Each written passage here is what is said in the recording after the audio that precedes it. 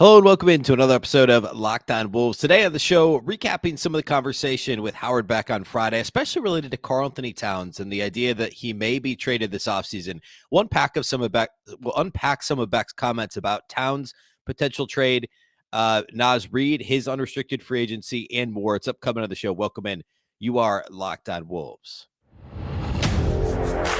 You are Locked On Timberwolves, your daily Minnesota Timberwolves podcast. Part of the Locked On Podcast Network. Your team every day.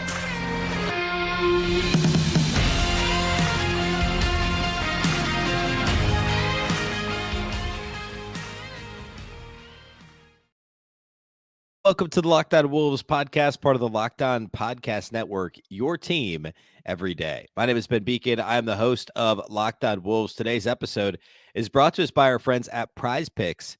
First-time users can receive a 100% instant deposit match up to $100 with the promo code Locked On. That's PrizePicks.com, promo code Locked On. Happy Monday, everybody. Hopefully you all had a fantastic weekend. Today on the show, we're going to talk a little bit about the Howard Beck conversation from Friday. If you missed that show, it was outstanding. Go back and check it out. We had a great conversation about all things Wolves. I want to hone in on the Naz and the Cat components mostly of the conversation with Howard and maybe expand a little bit upon what he and I talked about Friday, and just kind of talk a little bit more about the most important questions of the offseason, because I think there could be a little bit more depth to some of that. So we're going to do that here today. First of all, though, a big thank you for making Locked On Wolves your first listen every single day. Of course, this show is free and available everywhere. Wherever you listen to podcasts, you can find it. You can also watch on YouTube. You can watch on the Locked On Sports Minnesota app. That's on both Roku and Amazon Fire TV. More great local sports coverage 24/7 and for free. You can download the Locked On Sports Minnesota app today. Again, that's both Roku and Amazon Fire TV. You can also follow on Twitter at Locked On T-Wolves and also at my account, which is at Beecken, and that's with two B's, two E's, CKEN. All right, so Friday show I had Howard Beck from, he's worked a variety of places, most recently Bleacher Report and Sports Illustrated. He's been at the New York Times. He's been at the Los Angeles Daily News, a number of places, and had him on the show Friday to talk Wolves. We started by talking a little bit about just the overall reaction to the season, and Howard was very much in the camp, and I thought this was interesting. I was not surprised because it was a very nuanced take, and that's what Howard Beck does. But a nuanced take about like, hey, we don't know a ton about the Wolves this year. Like on its face, they went from 46 to 42 wins, and like the quick reaction, like the normal national reaction you're going to get from insert random TV personality, podcaster, journalist here is going to be, well, obviously this is a disaster because, you got 4 games worse after giving up what you gave up. And sure, if you want to describe it in a quick and dirty way, that's fair. But Howard added the nuance of like, hey, you're the guy who is supposed to be your best player coming into the season. As of today, Karl-Anthony Towns missed 53 games this season. So like, of course you weren't going to be as good. And that's true. And it's very easy to miss that. And I would imagine many national, we'll call them talking heads, would miss that. But Howard's take was a bit more nuanced, and he also brought up, without me even saying to him, in his answer to my first question about how should we react to the season from the Wolves, how should we feel about it? He said, well,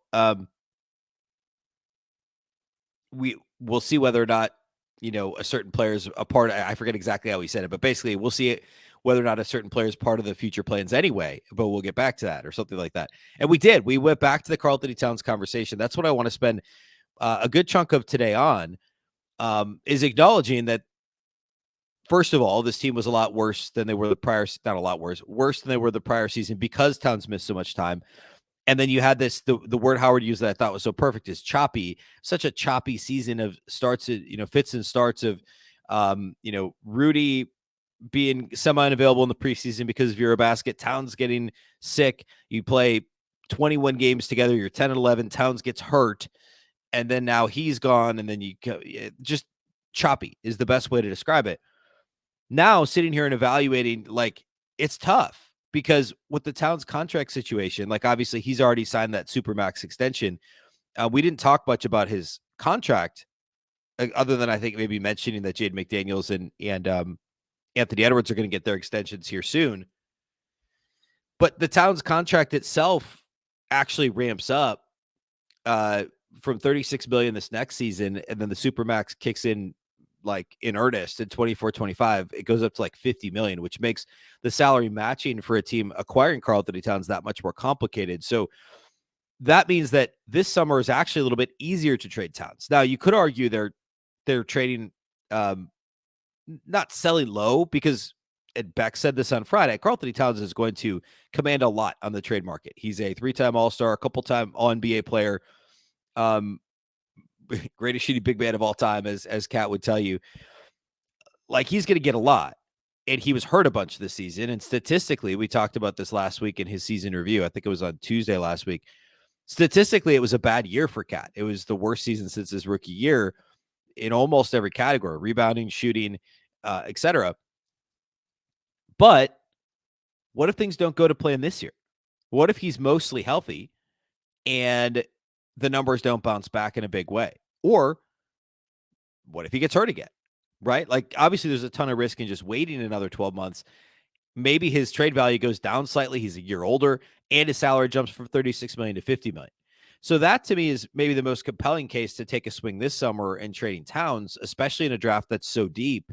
And we'll get into that here in a little bit. So because the lower salary and all the risks of just kicking in another season, like, this summer becomes easier if all things are equal. But of course, the counter to that is we never really saw if this experiment could work. With everything you gave up for Rudy Gobert, like, does a quote unquote reset? Obviously, you still have Ant and Rudy Gobert, but does a reset make sense? Because then we'll never know if this could have been, obviously, Tim Connolly in the front office and Chris Finch and the coaching staff thought that this could work. Not just on some level, they thought it could work in all caps, because they traded 4 first-round picks, pick swaps, Walker Kessler, a couple of nice rotation guys, and Jared Vanderbilt and Malik Beasley. Like, they traded all of that for Rudy Gobert. So they thought it could work. This wasn't just now. And I think I mentioned this to Howard on Friday. The fallback was always, well, we could always trade Karl-Anthony Towns if this doesn't work, because it's going to be tough to trade Rudy Gobert. You're not going to trade Anthony Edwards. You're very unlikely to trade Jade McDaniels. So the fallback was always we could trade Towns. But obviously nobody anticipated him missing 53 games this season. And just kind of, the assumption was we'd have 82 games plus the playoffs worth of data on the Towns Gobert pairing. But instead we got I think they played together in 28 games, 29 games. And that's kind of all we have. And the Wolves weren't great when they played together, but they weren't great without Towns either. They were right around 500 in every scenario. So it's such a weird place to be, because you can make the case both direction pretty easily that, like, oh, well, you got to run it back another year. And that's where I started. I think I said this last week when I broached the topic, is like, I think you have to run it back one more season, because you don't know if this is going to work or not. And there were some, late in the regular season, and very, very, very small sample size, those minutes looked okay together. And the Wolves obviously thought enough of this deal to make it in the first place. So you got to run it back. But there's all the salary implications and the dangers of waiting 12 months. And, how old is Towns going to be in 12 months? 29 or something like that? How old is he now? He's 20. Yeah. So he'll be 28 in 12 months. Is 28-year-old Karl-Anthony Towns worth more or less than 27-year-old Karl-Anthony Towns? What happens in the next 12 months? We don't know. If Tim Connolly had a crystal ball, if he had a crystal ball, he probably would have made the trade anyway. If he knew Towns was going to be hurt all this season and Walker Kessler would be as good as he was. But if he had a crystal ball, like, this would be a lot easier, right? It all has to do with what Towns' actual trade value is going to be in 12 months. All right, let's talk a little bit more about this. I do still want to talk about Naz too, because I thought Howard's intel on Naz Reid was interesting. He did have some new information in terms of what his value was. So if you missed that, we'll talk about it here in a minute, as well as some more Town stuff. So we'll do all that here next. Today's episode of Locked On Wolves is brought to us by our friends at PrizePicks. Every day, the NBA playoffs, that includes the finals, which, we're like a week-ish away probably from the finals at this point, with a couple of pretty decisive leads right now in the respective conference finals. Hopefully the actual finals will be a little bit more enticing. One PrizePicks user every day can win a chance at becoming a millionaire. One entry placed after 8 a.m. Eastern every day, that's 7 a.m. Central, will be randomly selected each day. Whoever picked that entry, placed that entry, will be given a 6-pick flex with the following payouts. 6 correct picks is $1 million. 5 correct picks is $80,000. 4 correct picks is 16 grand. Full details can be found at prizepicks.com/million.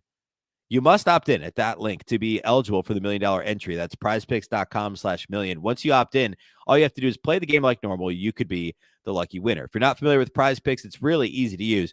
You just pick 2 to 6 players, and if they'll score more or less than their PrizePicks projection, you can win up to 25 times your money on any entry. You're not competing against other people. It's just you versus the projections available. You can do any sport. Of course, that's the NBA, as well as NHL playoffs, ongoing MLB, college sports, etc. Make your entries in less than 60 seconds. Download the PrizePicks app or go to prizepicks.com to sign up and play daily fantasy sports.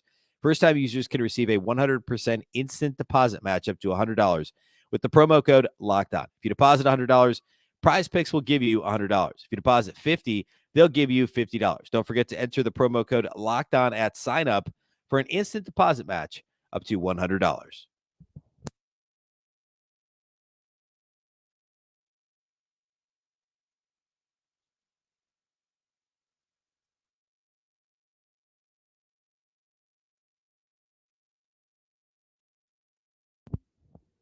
Big thank you once again for making Locked On Wolves your first listen every day. A reminder, everydayers, we are back all week long, Monday through Friday.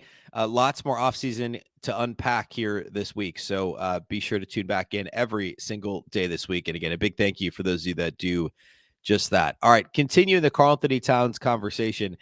I also asked Howard Beck on Friday a little bit about like building around Anthony Edwards, what that looks like. And he basically, the conversation really still centered around Towns because it's a given at this point. Anthony Edwards is already one of the best 25, call it, players in the league. That's my words, not his. And so, like, you're building around Anthony Edwards. That's where you're at. He's obviously much younger than Kat.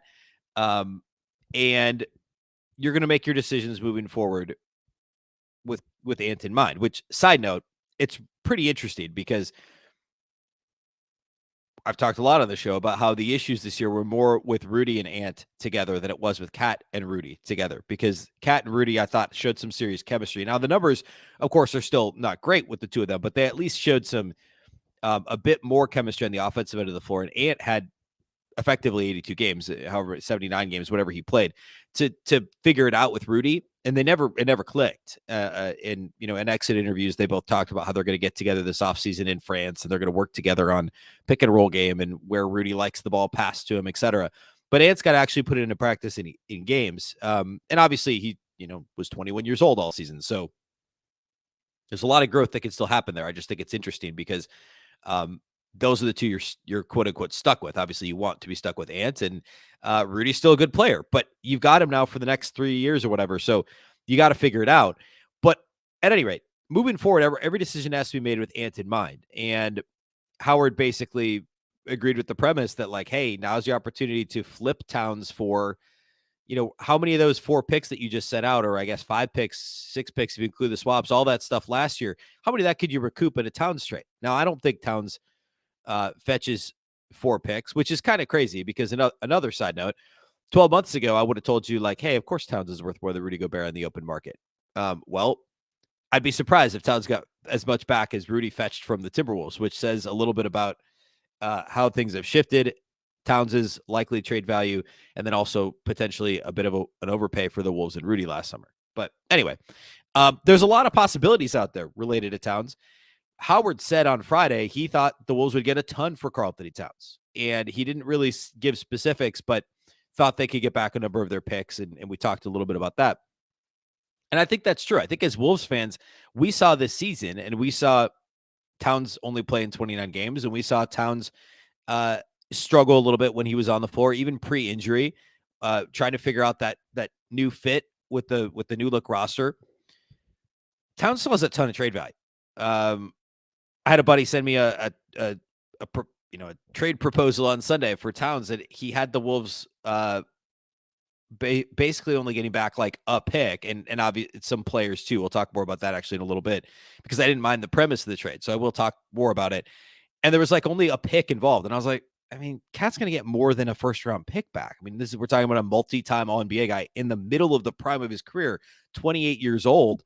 He's going to get more than a first round pick and some other players. And I just think that's pretty clear, right? Like teams are going to have to give up more to get Karl-Anthony Towns than a first round pick and a couple of nice players. So how much of those picks would the Wolves recoup? Well, it also depends on what else is involved in the trade. More on that in a second, because the Wolves aren't simply trying to say like, okay, let's just get a bunch of picks back, right? Because you're not even rebuilding. It's not rebuilding on the fly because you're keeping your other two best players, actually three if you include Jaden McDaniels. You still got Mike Conley for another season in his age 38 season or whatever it's going to be next year, 37. So, like, if you're trading Towns, you don't only want picks back. You want something else back that fits with Anthony Edwards. And that's where the draft conversation comes in. And, I know there's been a lot of chatter about Portland. And, could you get to 3 against Scoot Henderson? We'll dive, just in case, we will dive a bit into some of those kind of top tier draft players here in the coming weeks. The early returns in my early research on Scoot Henderson is I'm not quite as enthused with him at 3 and as part of a return for Karl-Anthony Towns, unless there's something else NBA ready coming back, because I worry a little bit about Scoot being plugged into a team that wants to be a playoff team. But at any rate, that's a conversation that's out there. There's Houston at 4, and there's obviously a lot of talent in this draft, whether it's, like, who do you want that for, right? Like, you get a forward, you could get a bigger player, you could get another combo guard type guy, wing guy, and Thompson. Like, there's guys out there at 4 that you'd be very happy with. Would Houston be interested in Karl-Anthony Towns? So we could go on down the list, and we're going to this offseason because, again, this is the biggest question mark. What happens with Karl-Anthony Towns? I will say, though, the trade that my buddy sent me on Sunday was interesting. I mean, it ultimately had it was a 3-team deal. It had Portland involved. I believe it was the number 3 pick, and Cat was going to Portland because, of course, Portland is trying to keep Damian Lillard happy and in Portland. So is it like, what's Oklahoma City's appetite with all of their picks and with Shai Gilgeous-Alexander? Now, of course, the Thunder are unlikely to trade SGA and a bunch of their picks. Like, that wouldn't make a whole lot of sense. It's probably one or the other. But could you convince them to send SGA to Minnesota and, Towns to Portland, and then Portland's giving a bunch of picks to Minnesota? I don't know what else Oklahoma City gets back that they're super excited about. Like, you could get Anthony Simons from Portland. You could maybe do, I guess, a sign and trade with Jeremy Grant, but like, what does he do for OKC if you're trading SGA? So I think that's tough mostly because why would OKC be motivated to do that? They've already got a bunch of picks, but they're also a team with a bunch of picks. So could they get involved in this deal and maybe some of their picks go to Minnesota if Cat goes to Portland? And then, what does OKC get to actually, instead of them trading out SGA, what does OKC get to add to SGA and Chet Holmgren and Josh Giddey? So I think that's a possibility just because they hold so many first round picks this year and in the future. That to me is pretty fascinating. I don't think you're going to get SGA from OKC in a trade like this because again, why would they? But that's a name that could come up.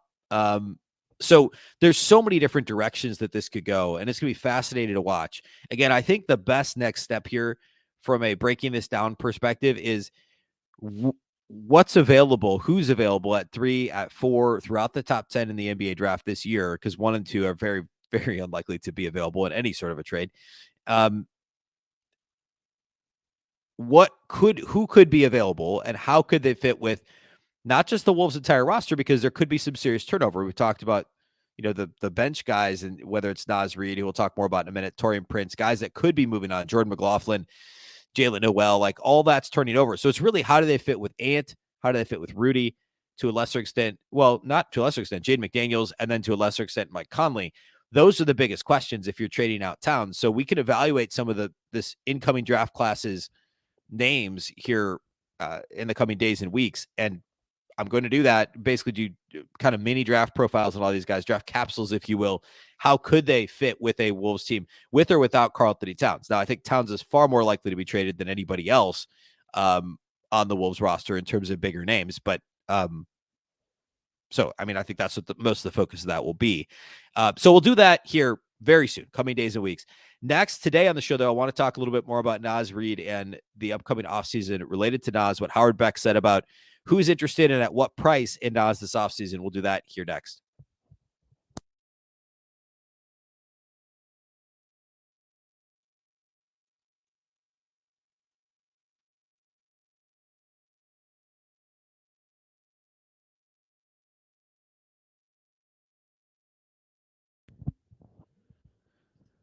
All right, one of the last questions that asked Howard Beck on Friday was about Naz Reid and what should the Wolves do? Who's interested in Naz and at what price? And I mentioned on Friday, of course, Naz is an unrestricted free agent. I mentioned to Howard that the Wolves were reportedly offering, I think there were several people, I think Dane Moore had a report on this, and there was somebody else locally that reported on this back in like February prior to the trade deadline.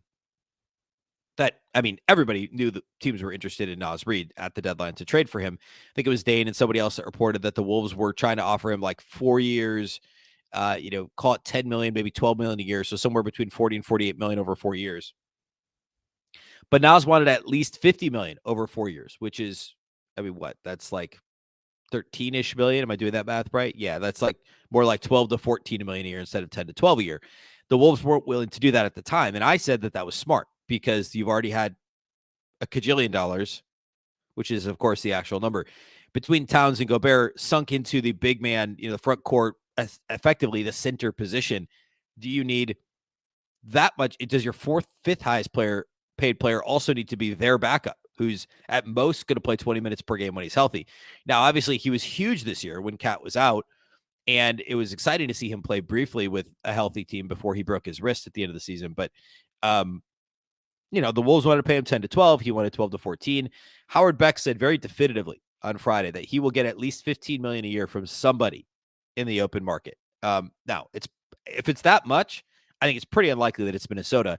And then, of course, we did bring the conversation back full circle to the Towns conversation. And I asked the question like, hey, can you tie a direct line between these two? Not that Naz is Cat, but what's your plan if you trade Cat and don't get back, a starting caliber power forward that fits next to Rudy Gobert? Do you need to bring Naz back? It does not. And then, of course, this is a topic for another day, but diving into the Naz Rudy numbers, like how did they play together this season when they were on the floor together? Naz was much better on the floor as a small ball center than he was as a four next to Rudy.